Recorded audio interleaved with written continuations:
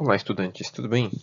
Aqui é o professor Denis e essa é mais uma aula do nosso curso de Introdução ao Eletromagnetismo, especificamente para engenharia. Na aula de hoje, a gente vai dar uma introdução breve, mas tentando ser completos, sobre as ondas eletromagnéticas, ok? Bom, a bibliografia para essa aula é o livro do Matthew Sádico, de Elementos de Eletromagnetismo, e o livro do Griffiths, de Eletrodinâmica, ok? Então vamos lá? Bom, então, ondas eletromagnéticas, elas são oscilações nos campos elétricos e magnéticos, né? Essas oscilações, elas se autoalimentam mutuamente devido ao acoplamento dado pelas equações de Faraday e de Ampère-Maxwell, tá bom? As ondas eletromagnéticas, elas têm infindáveis comportamentos, né? Características, aplicações, talvez seja um dos ramos mais profícuos da física. Tudo em função da frequência dessas ondas. Nas ondas de rádio, e microondas, luz do infravermelho a ultravioleta, os raios-x, os raios gama, os raios cósmicos, todos são ondas eletromagnéticas, só que diferem entre si apenas pela frequência. À medida que a frequência dessas ondas vai aumentando, e aqui eu fui colocando mais ou menos numa escala de frequência, então as frequências mais baixas são ondas de rádio e as mais altas são os raios cósmicos, raios gama, o comprimento de onda delas vai diminuindo, certo? A gente já vai ver que a velocidade dessas ondas é fixa. Então, como a velocidade dessas ondas é fixa, à medida que você aumenta a frequência, você obriga o comprimento de onda a diminuir. Quando o comprimento de onda dessas ondas vai ficando muito pequeno, muito pequeno, muito pequeno, do tamanho de uma partícula, ela tende a se comportar mais como uma partícula, um fóton no caso, do que como uma onda em si. Ok? Bom, as ondas eletromagnéticas, elas emergem das equações de Maxwell, elas estão descritas lá nas equações de Maxwell. Tudo bem? Então, como eu já comentei, de um modo geral, elas estão intimamente ligadas às equações de Faraday e de Ampère-Maxwell.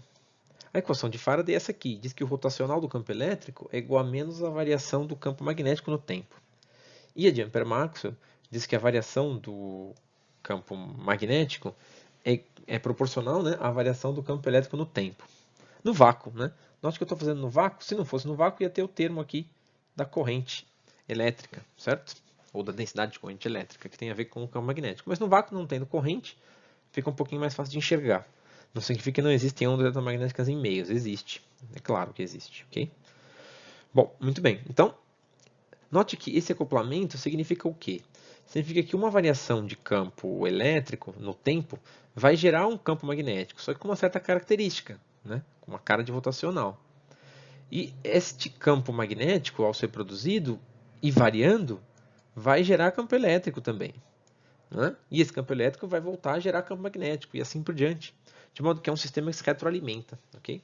Então, uma vez produzida a onda eletromagnética, ela não precisa mais nem de carga nem de corrente elétrica para se propagar, para levar a energia para frente, que é o que uma onda faz.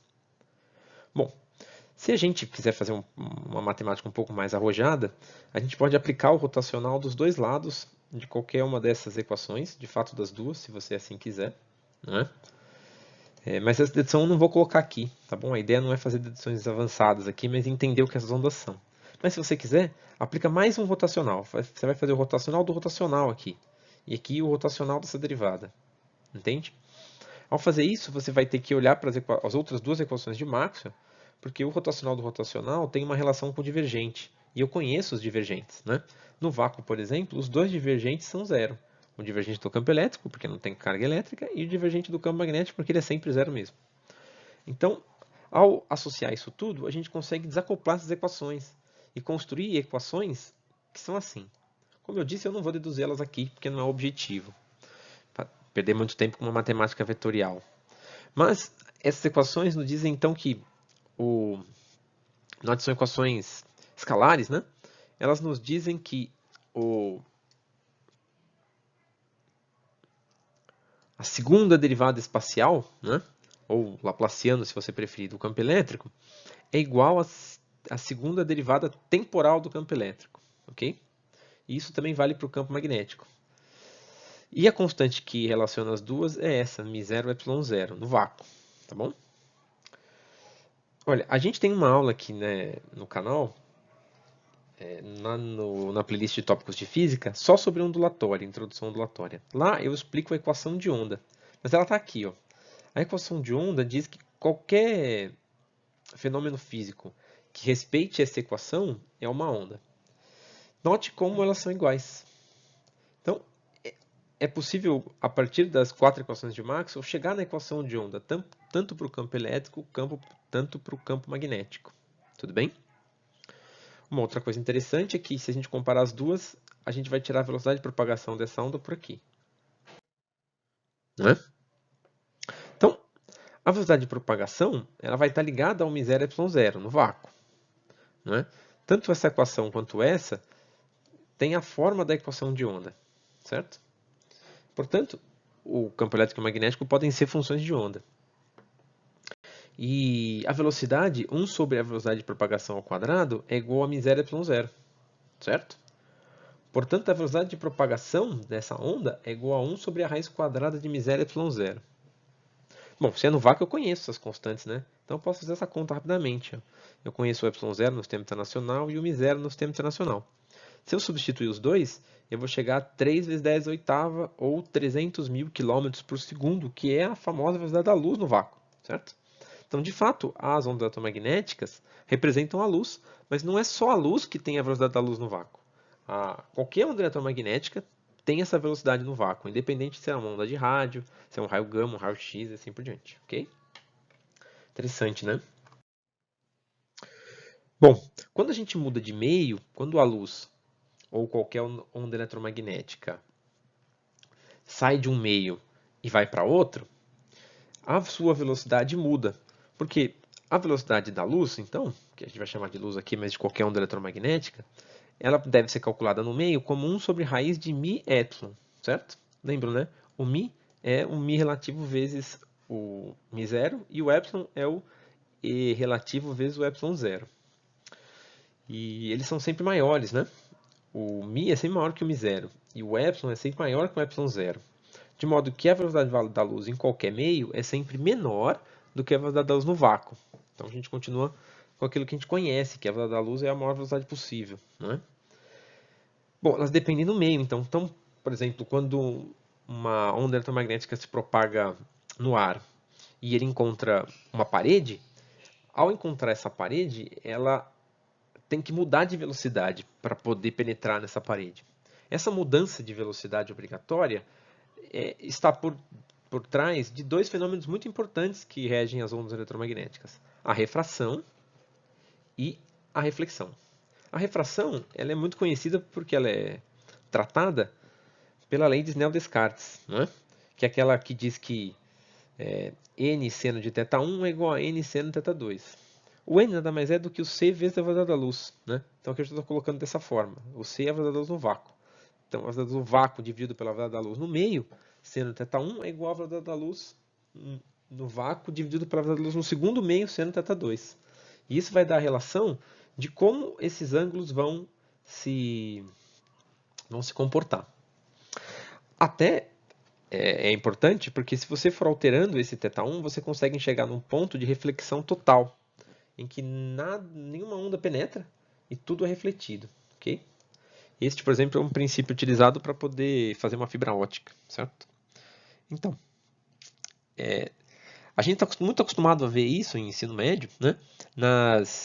Com luz. E é fácil, né? É só você pegar alguma coisa que tenha uma fonte de luz, ou uma caneta, ou um objeto, e colocar ele dentro da água, que essa mudança da luz que vem do ar e vem da água vai causar para você uma impressão de que tem uma quebra, a caneta parece estar quebrada, mas é só esse fenômeno de mudança de velocidade que altera o ângulo de propagação da onda. Mas isso acontece com qualquer coisa. Então, é claro que isso vai ter implicações se você estiver tentando construir uma rede de comunicação dentro de um espaço, de uma fábrica, por exemplo. Porque as ondas de Wi-Fi são ondas de rádio, né? De frequência na casa de gigahertz. Essas ondas vão sofrer reflexão e refração do mesmo jeito que a luz.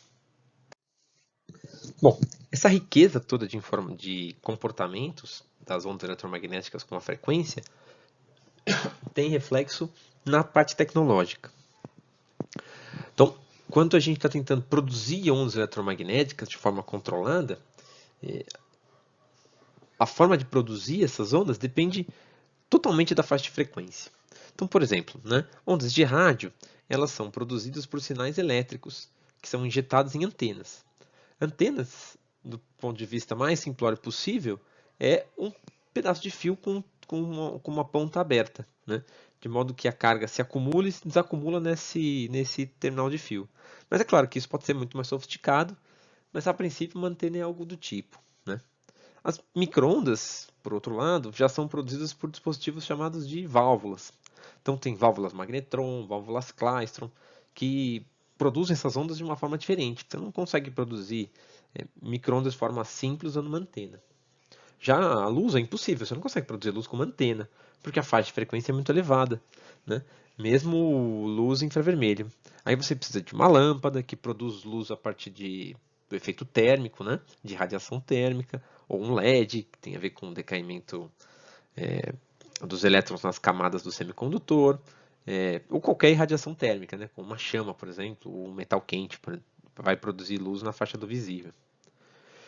Tubos de raio-x e aceleradores, e mesmo elementos radioativos e algumas reações nucleares, até aquelas que acontecem dentro das estrelas e em outras partes do universo, são as fontes de ondas eletromagnéticas de frequências ainda maiores, né? Que são as radiações que a gente está acostumado a chamar de radiações ionizantes, porque elas já têm energia, por exemplo, para arrancar um elétron da última camada e produzir um belo estrago, né?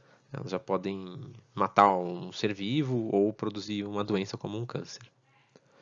Bom, no entanto, do ponto de vista físico, as ondas eletromagnéticas são todas produzidas pelo mesmo fenômeno. Então, por mais que tudo isso que a gente viu seja muito rico, tudo aqui está por trás de um fenômeno só, que é a aceleração ou a desaceleração de uma carga elétrica. Então, quando as cargas elétricas estão acelerando ou desacelerando, ocorre a irradiação eletromagnética. Essa irradiação é a onda eletromagnética. Okay? A frequência depende de um monte de fatores, mas é a aceleração e a desaceleração das cargas que provoca a criação de onda eletromagnética do ponto de vista físico.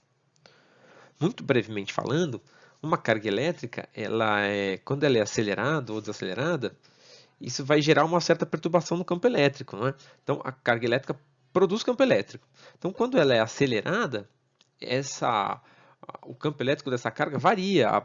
As setinhas que saem, que emergem para essa carga, vão ter que emergir de um ponto diferente agora. E quando ela é acelerada, a corrente também está variando. Então, tanto o campo elétrico quanto o campo magnético estão variando juntos. E essa variação provoca essa perturbação que se propaga no espaço e se retroalimenta, que é a onda eletromagnética. Bom, algumas propriedades das ondas eletromagnéticas. As ondas eletromagnéticas são sempre transversais, ok? Isso é devido, de novo, às equações de Faraday e Ampère-Maxwell. Essas equações obrigam os campos E e B a serem perpendiculares entre si. Então, note, quando você olha uma equação como essa, como aqui eu tenho um rotacional, a direção desse rotacional vai ser perpendicular a E. E essa é a direção que coincide com a variação de B. Isso vai acontecer de novo com a equação de Ampère-Maxwell. Então, eu sei que o campo elétrico e o campo magnético são sempre perpendiculares entre si, de modo que só sobra uma direção possível para a propagação dessa onda, que é a direção perpendicular aos dois, tanto ao E quanto ao B. Esse tipo de onda é conhecida como onda transversal, em que a oscilação acontece num sentido e a propagação no outro. Tá bom? Outra consideração importante sobre as ondas eletromagnéticas, que inclui a luz, mas que não é só para a luz, é que a sua velocidade não depende do referencial, apenas do meio. Isto é muito contraintuitivo para a gente pensar. A gente está acostumado àquela brincadeira de um automóvel. Então, se eu tenho um automóvel andando a 100 km por hora numa rodovia e você está andando a 100 km por hora numa rodovia, o que você vai enxergar é o outro automóvel parado. Com a luz não é assim, certo? Independente do observador, a velocidade da luz vai ser sempre igual. Ela só depende do meio, ok? Isso é um pouco contraintuitivo, mas tem a ver com as equações de Maxwell mesmo. Aqui a gente não teve que considerar o observador em lugar nenhum, né? Este simples fato levou a uma mudança drástica na mecânica newtoniana, que foi a relatividade especial e mais para frente a relatividade geral. É possível mostrar, e aqui de novo é só para dar um vislumbre, a gente não vai provar e nem vai aplicar nada disso, que esse efeito da velocidade da luz constante acaba gerando uma correção nas famosas transformações de Galileu. Então, o que são as transformações de Galileu? São as mudanças do observador, não é? Então, o tempo de um observador é igual ao tempo do outro observador para Galileu. E a posição de um observador é igual à posição menos a velocidade vezes o tempo num outro observador, né? Num outro sistema de coordenadas está se deslocando com uma certa velocidade. Essas equações precisam passar por uma correção, não é? Que tem a ver com o fator de Lorentz. Então, o fator de Lorentz ele é uma correção chamada às vezes de gama, que é 1 sobre raiz quadrada de 1 menos v sobre c ao quadrado. Então, note que se a velocidade for zero, é que dá 1. Né? E note também que se a velocidade for muito pequena em relação à velocidade da luz, essa correção também é muito, muito pequena e fica desprezível. Tá bom? Então, essa correção diz que eu preciso multiplicar essa equação aqui da transformação de Galileu por gama para encontrar a nova posição. E preciso multiplicar o tempo por gama e ainda colocar um outro fator aqui para corrigir o tempo. Mas note que à medida que a velocidade vai ficando pequena em relação a c, todas essas correções vão ficando desprezíveis. Então a gente não tira o mérito do trabalho do Galileu, é que ele só observou coisas de velocidades baixas. Okay? Bom, uma outra propriedade da onda eletromagnética é a sua polarização. Então, a polarização de uma onda eletromagnética nada mais é que a direção de oscilação do campo elétrico, certo? Bom, tá. Então, por que eu chamo de um nome especial? Porque a polarização gera consequências muito importantes. Então, se a polarização, por exemplo, for linear, que é a mais simples possível, então o campo elétrico oscila numa direção única. Então, por exemplo, se a função de onda do campo elétrico for essa daqui, que segue a função de onda padrão, eu digo que o campo elétrico é igual a uma amplitude vezes uma função que poderia ser qualquer, mas eu escolhi um cosseno por simplicidade, kx menos ωt na direção a y. Então, o campo elétrico oscila na direção y, certo? E, claro, essa onda vai acabar se propagando na direção x. Mas ele oscila pura e simplesmente na direção y. Isso significa, por exemplo, que essa onda eletromagnética, se eu quiser usar uma antena para captar ela, eu preciso colocar uma antena que seja capaz de excitar cargas na direção y, certo? Não pode ser um ponto ou um fio na direção x ou na direção z, porque ele não vai funcionar praticamente nada, tá bom? Mas, por que pareça, a polarização mais comum das ondas eletromagnéticas não é a linear, é a polarização circular ou elíptica. Nessa polarização, que é bastante interessante, mas não é muito fácil de entender, faz com que a direção do E e do B, por consequência, porque eles são sempre perpendiculares entre si, varie com o tempo, certo? Então, o campo E vai girando e o campo B vai girando. A gente já vai ver um exemplo disso, mas primeiro vamos ver a equação. Você deve estar pensando que isso vai gerar uma equação enorme, mas não é verdade. Você só precisa saber em que plano que esse vetor está girando. Então, por exemplo, se o plano estiver girando no plano YZ, significa que o campo elétrico tem duas componentes, uma componente na direção Y e uma componente na direção Z. E elas têm que se revezar. Para elas se revezarem, então, se for, por exemplo, um cosseno, a única diferença é que tem uma defasagem entre uma direção e outra, certo? Essa defasagem já vai fazer com que esse campo fique girando ao longo do tempo ou ao longo da posição. Ao longo dos dois, né, de fato. Tá bom? O fato de ser circular ou elíptico depende só desses dois termos aqui, tá bom? Que são as amplitudes em cada projeção. Se elas forem iguais, é porque é circular, o campo elétrico faz um círculo. Se forem diferentes, é porque é elíptico. Vamos ver um exemplo, então. Se a gente traçar esse vetor aqui com o tempo, o que a gente vai encontrar, basicamente, é isso daqui. Então, o campo elétrico aqui está representado pela linha azul. Então, note, o que vai acontecendo com ele é que ele vai girando e quando completar um período ele volta para a posição que ele estava. Só isso, né? Então ele começa para tempo igual a zero tendo só uma projeção que é em y, e depois no momento ele vai ter só a projeção em z, depois vai ter só a projeção em menos y, depois só a projeção em menos e assim por diante, tá bom? Como o campo B é sempre perpendicular ao campo E, isso significa que o campo B vai girar junto com o campo E. Então é só isso, uma polarização circular é um campo que fica girando. Isso é o mais comum, né? Especialmente para as partículas. Então a luz tem sempre polarização circular. Eu posso de algum jeito filtrar ela e transformar a luz numa luz de polarização linear. Mas não é comum, a luz tem sempre polarização circular. Tá bom? Interessante, né? Muito interessante.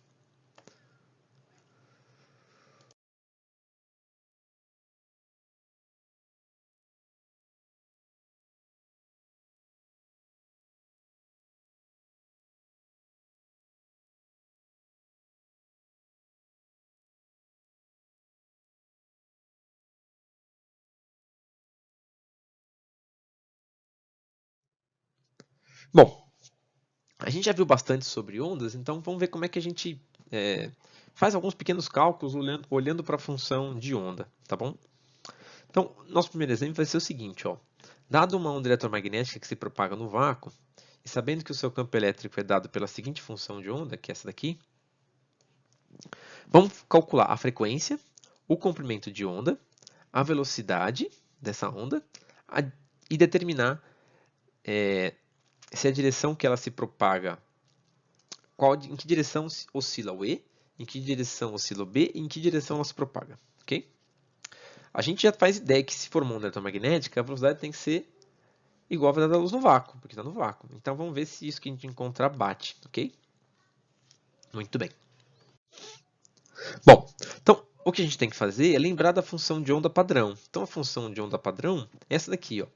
Então ela diz que eu represento uma onda como uma função qualquer que depende de k produto escalar com s, e k é o número de onda, s é o espaço, é o vetor posição, mais ou menos, depende se ela vai para frente ou vai para trás, ômega vezes t, ok? Como a nossa onda tem essa função de onda aqui, então agora eu vou comparar, certo? Ao comparar, eu posso identificar que o ômega vezes t é igual a isso daqui. E, portanto, o ômega vale 5,81 radiano por segundo. E que o K vezes S é 1,94x, ok? Isso vai levar a gente a essas seguintes conclusões. Ó. Primeiro, sobre a frequência. Então, se o ômega é 5,8, a frequência é ômega sobre 2π. Então, é só dividir por 2π que eu tiro a frequência em Hz, que a gente está mais acostumado do ponto de vista tecnológico. Então, a frequência dessa onda é de 9,25 ou 92,5 MHz. É uma rádio famosa aqui da cidade de São Paulo. Já o comprimento de onda vezes S é um pouquinho mais sofisticado. Então, como isso aqui vai dar 1,94, a gente precisa lembrar que o vetor posição é esse aqui, ó, certo? Ele é x na direção x, y na direção y e z na direção z. Se o resultado do produto escalar do S por K foi 1,94x, é porque o K só tem componente AX. Quando você fez o produto escalar, essas duas componentes aqui zeraram, tá bom? Então eu posso dizer que o K é 1,94 AX, ok? Metro a menos 1, né? Que é a unidade. E aí eu posso calcular o comprimento de onda dessa onda fazendo 2π dividido por K. 2π dividido por K vai dar 2π dividido por 1,94, que é 3,24 metros. Então olha que interessante, ó. Essa rádio, acho que é a Rádio Kiss, né? A Rádio Kiss FM, que tem 92,5 MHz de frequência, como a velocidade da luz no vácuo é praticamente igual à velocidade da luz no ar, ela tem um comprimento de onda de aproximadamente 3,2 metros, certo? É um belo comprimento de onda, né? Bom, para calcular a velocidade, o que a gente vai usar é qualquer uma dessas duas expressões. A velocidade de propagação ela é lambda vezes f, ou ômega sobre k. Como a gente já tirou o ômega e o k da equação, vamos usar eles, tá bom? Então, eu vou fazer ômega sobre k, dividir um pelo outro. Como o ômega é muito grande, essa pequena divisão por k vai dar certinho ali, ó, 3,3,0, 10 oitava metros por segundo. a gente encontrou a velocidade da luz, então ela está dentro do esperado. Se ela fosse um pouquinho menor, tudo bem. O que a gente não pode encontrar um valor maior. E também não pode encontrar um valor muito pequeno, né? As ondas eletromagnéticas, elas não se propagam a velocidades muito baixas em meio nenhum, tá bom? Bom, a direção de oscilação do E é simples, você olha por inspeção. Então, a função da onda é essa daqui. Então, se o EX é na direção AY, ele se propaga na direção AY, é por inspeção. Ele oscila, ele se propaga não, ele oscila. O campo elétrico oscila na direção AY. Agora, o que eu posso descobrir é a direção de propagação. A direção de propagação de uma onda é dada pelo K. Como eu já identifiquei que o K é na direção AX, a direção de propagação é na direção AX. Ok? E agora, para encontrar a direção do B, é só lembrar que o B tem que ser perpendicular tanto ao E quanto ao K. Certo? Porque as ondas magnéticas são sempre transversais. Então, o que é perpendicular a Y e é perpendicular a X? Z. Então, o B oscila na direção Z. Ok? Entenderam? Muito bom. Um outro conceito muito importante de ondas eletromagnéticas é a energia. Não adianta nada eu ter uma onda se ela não tem energia. Eu não consigo usar ela para nada, certo? Não? E como eu sei que toda onda carrega energia, eu sempre posso calcular quanta energia tem numa onda. Tudo bem? Então, a forma mais comum de calcular a energia é através do vetor de Poynting. Tudo bem? Famoso vetor de Poynting. Esse vetor de Poynting, ele tem um cálculo muito simples, o difícil é usar ele depois, mas eu vou mostrar para vocês como é que a gente usa. Por quê? Porque ele de fato calcula não a energia, mas a densidade de fluxo da energia. Ou seja, ele calcula a energia por unidade de área e por unidade de tempo. De área, não de volume. Então, ele vai calcular uma energia em joules por metro quadrado e por segundo. E aí eu tenho que descobrir aonde essa onda está, em que região do espaço está, para encontrar quanta energia ela vem trazendo. Tudo bem? O vetor de Poynting ele é definido como E cross H, certo? Ou, se você preferir, né, você troca o H por B sobre μ. Então dá 1 sobre μ E cross B. Tá bom? Note que o S é um vetor. E, portanto, ao calculá-lo, a gente também vai saber a direção de propagação da onda, porque a onda se propaga na mesma direção que a energia é transmitida. Então, o S tem que sair na direção do K. Ok? Para você entender um pouco melhor, pensa numa placa fotovoltaica. Uma placa fotovoltaica recebendo luz, recebe energia, certo? Quanto de energia ela recebe? Não depende da área que ela tem. Quanto maior a placa, mais energia ela recebe. E essa energia, não é assim, ela não recebe um tanto de energia e pronto. Ela recebe energia por unidade de tempo. A cada hora, ou a cada segundo, ou a cada dia, ela recebe X de energia. Então, o vetor de Poynting vai indicar quanta energia por metro quadrado de placa e por segundo ela recebe. Tá bom? É claro que a gente vai ver que depende do ângulo, né? A placa tem que estar alinhadinha com S para receber toda a energia dele, tá bom? Se ela estiver torta, uma parte se perde, certo? Bom, se você quiser, você pode depois comparar a energia gerada pela placa com a energia prevista pelo vetor de Poynting e aí você vai encontrar a eficiência da placa, certo? E a mesma coisa se aplica a uma antena parabólica que está recebendo um sinal via satélite. Eu tenho uma onda eletromagnética que vem e a energia que ela é capaz de captar dessa onda para depois amplificar e transformar em informação tem a ver com o tamanho da antena, é claro. E, é claro, essa energia é energia por segundo. Tudo bem? Então, dado isso, vamos fazer um segundo exemplo aqui. Ó, vamos olhar a nossa onda eletromagnética do exemplo 1, mas dessa vez a gente vai conhecer o campo magnético dela. A gente já sabia que ele era na direção AZ, mas agora eu conheço a sua amplitude, tá bom? Então, dado essa onda eletromagnética, vamos calcular o vetor de Poynting. A gente vai calcular o vetor médio, o valor médio desse vetor de Poynting. Porque como a gente vai ver, o vetor de Poynting ele vai carregar esses cossenos aqui. Então, ele é um valor que oscila. E eu quero saber uma média do período, porque ele oscila muito rápido, né? A frequência é muito alta. E, bom, aí dado uma antena, imagina que eu quero captar então essa rádio aqui, Kiss FM. Eu vou colocar uma antena parabólica para ter mais eficiência. Uma antena plana com 2 metros quadrados de área. Vou posicioná-la no plano X, ou seja, ela vai estar perpendicular ao eixo X. E vou calcular a potência dessa onda sobre a antena, ok? E nessas condições, se eu souber que o ganho, que a eficiência absoluta total da antena é de 10%, qual vai ser a potência na saída dessa antena. Tá bom? Note que esta é uma onda plana. Nós chamamos essa onda de onda plana porque eu sou capaz de desenhá-la num plano, mais ou menos como aquele exemplo que a gente acabou de ver dos vetores girando, tá bom? Se eu tiver eu posso olhar um plano que x é 0, depois o plano que x é 1, depois o plano que x é 2, e eu vou ter um valor igual de amplitude, a menos, é claro, da oscilação, para toda essa onda. Ela poderia ser esférica, poderia ser de outras formas, mas é uma onda plana. Bom, então vamos calcular o vetor de point. Né? Então, ele é E cross H, mas como eu estou no vácuo, então eu vou trocar o H por 1 sobre μ0 E cross B. Ok? Ao fazer isso, eu preciso escrever o produto vetorial. Então, aqui está a definição do produto vetorial. Né? Eu escrevo cada vetor nas suas coordenadas e coloco os versores aqui no primeiro. Preciso resolver esse determinante para encontrar o produto vetorial. Mas vai ser bastante simples, porque os meus campo elétrico e magnético só tem uma coordenada, tá vendo? O campo elétrico só tem coordenada em Y. Tanto essa quanto essa vão zerar. E o campo magnético só tem coordenada em Z. Então, tanto essa quanto essa vão zerar. E o meu produto vetorial vai ficar assim. E ele vai ter só uma conta, só essa aqui para fazer. Tá bom?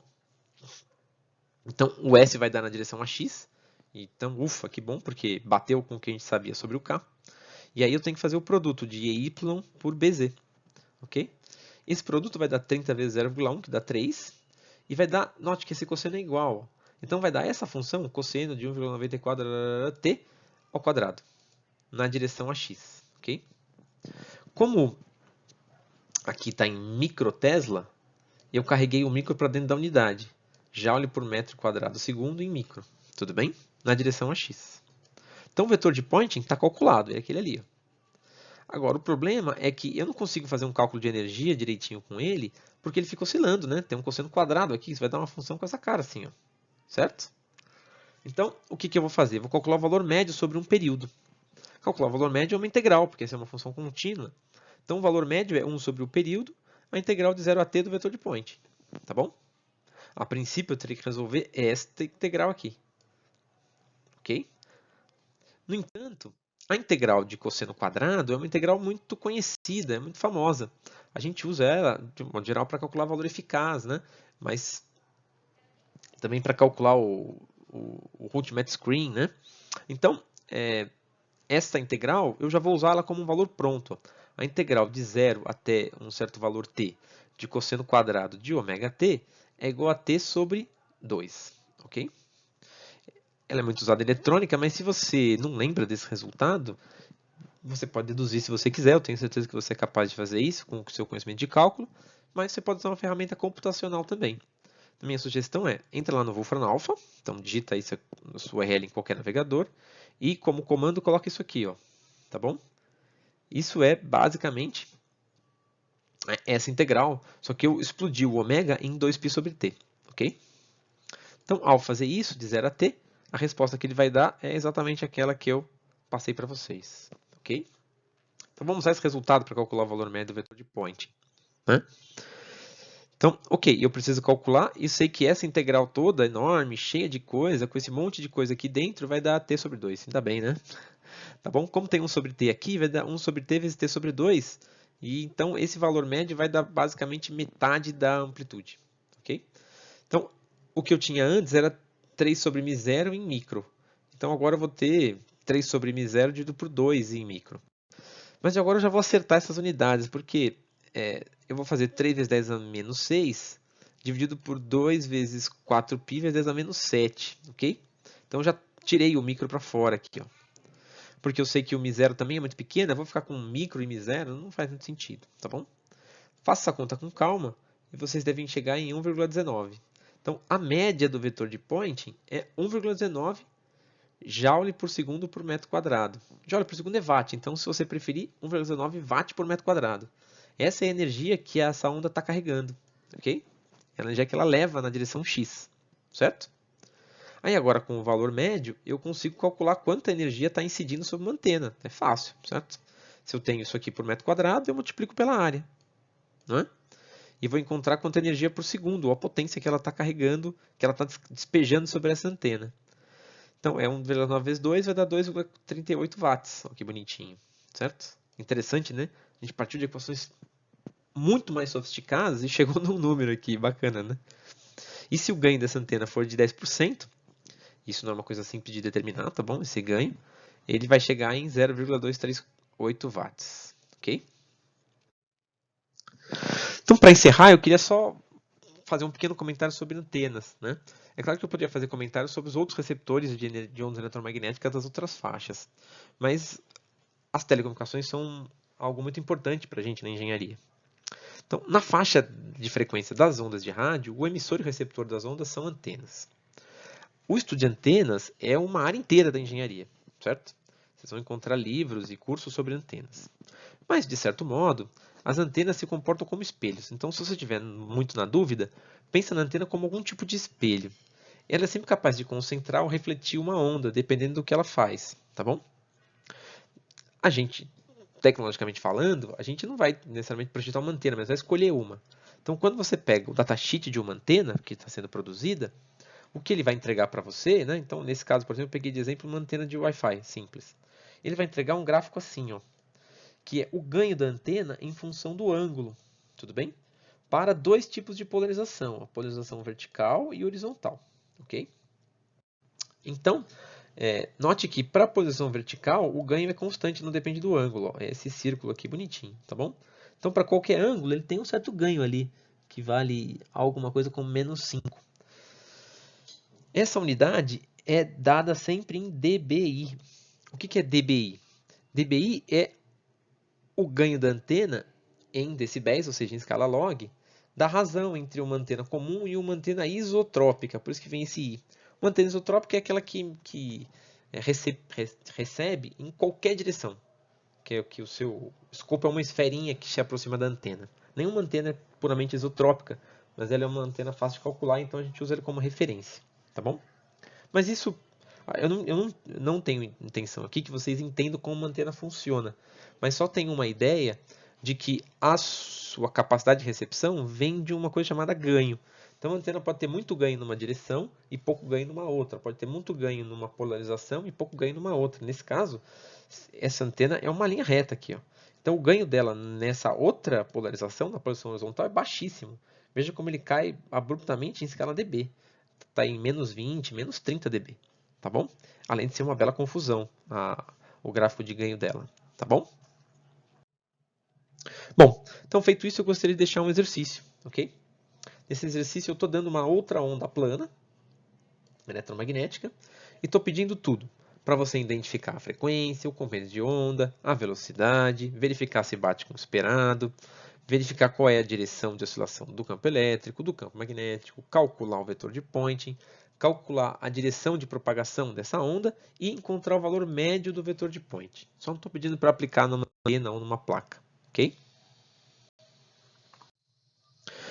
Bom, caros estudantes, é isso. Essa foi uma aula bastante resumida, porque é uma aula introdutória sobre o que são ondas eletromagnéticas. É claro que, como vocês perceberam, toda a sua riqueza de comportamentos reflete numa riqueza de coisas a ser estudada. Mas eu espero que essa aula tenha dado uma noção razoável para vocês de alguns conceitos muito importantes, como polarização, onda transversal e a relação dos campos elétricos e magnéticos que a gente tanto estudou com as ondas eletromagnéticas. Até mais e bons estudos!